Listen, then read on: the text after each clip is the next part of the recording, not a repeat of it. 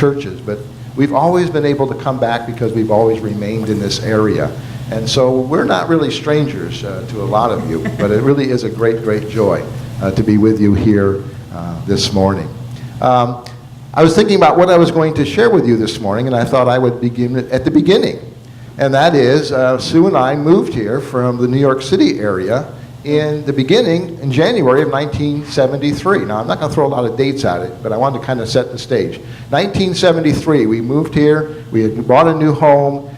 We were in our new home later that month. We decided to come to this church because Sue had cousins who lived right across on the other side of 19th Avenue, and we visited with them because they were the only people we knew in Phoenix. And we noticed that there was this Methodist church right in the area. So we thought, well, let's try that Methodist church. So we went there one Sunday, and then we enjoyed the worship service. Ed Daniel, of course, was the pastor at that time. Talk about the big fisherman. Ed Daniel, he was a fisherman. And we went home, and that afternoon, who showed up at our door but Reverend Ed Daniel? And we invited him in, and we talked and visited. When he found out that we had been youth leaders, youth counselors at a church in New York, he said, well, we've got a job for you. So the next Sunday, my memory may be a little foggy, I believe it was the next Sunday, we were teaching junior high, Sunday school. We were Sunday school teachers before we even joined the church, and we joined the church as soon as we could. I think we joined a month later. So we were teaching junior high Sunday school, and we had, were you in our junior high class? I know maybe that was a little bit before your time. I know Howard Moses was in our junior high. Can you imagine Howard? You all know Howard Moses. Howard Moses was in our junior high Sunday school class. And he was still a pretty big boy. But anyway, that began our time here at Faith, working with the youth, junior high initially. And then a couple of years later, I don't know how many years later, they decided to start a new, innovative youth program. It wasn't just going to be meeting for half an hour on a Sunday afternoon. It was going to be a 3-hour program, starting at 4 o'clock and going until 7. And included choir practice, it included discussion time, it included recreation, and it included dinner. And I see some of the mothers remember. The parents committed, they covenanted with this program to provide, and they were required to serve meals, help her parents serve the meals once a month. And so the parents came and they served, fixed the meals, they were delicious meals, every Sunday night. And that program was very successful. At one point, I believe we had, junior high and senior high combined, about 50 youth participating in this program. And it was a marvelous, marvelous experience.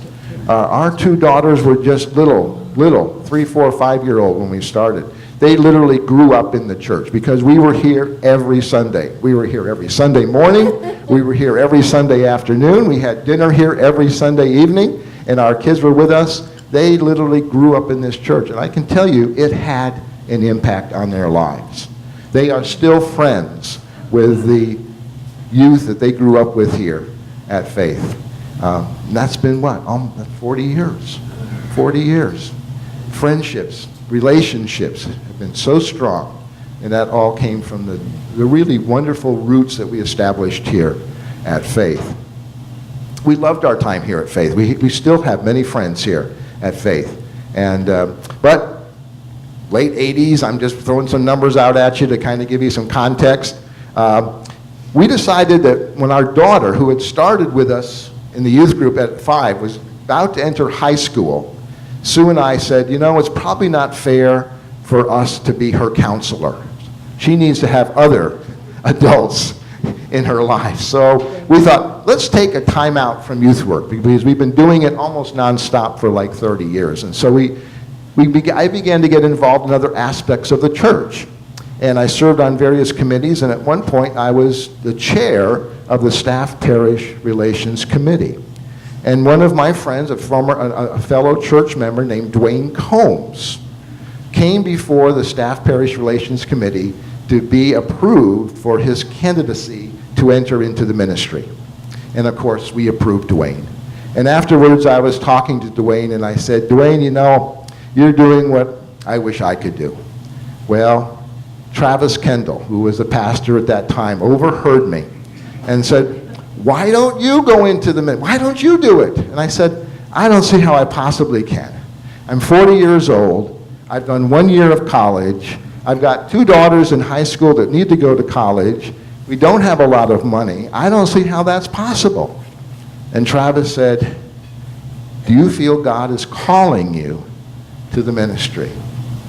And I said, yes. Now you have to know that I grew up in the church. My dad was a United Methodist pastor. So it wasn't a foreign idea to me to be in ministry, but I had kind of pursued my own path with my art and doing other things. But God came and was persistently knocking. And so Travis said, you need to pray about this.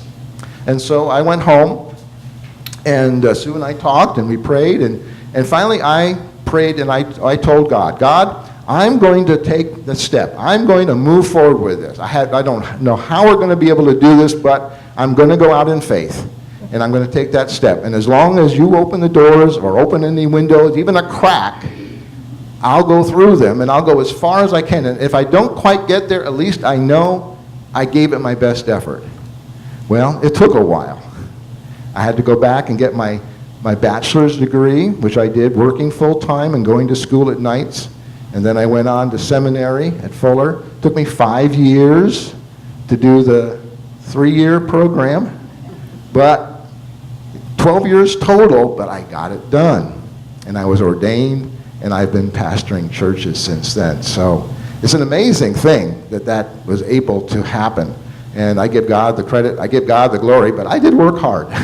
I did work hard. So I'm now currently serving part-time as an associate pastor at a church in Sun City.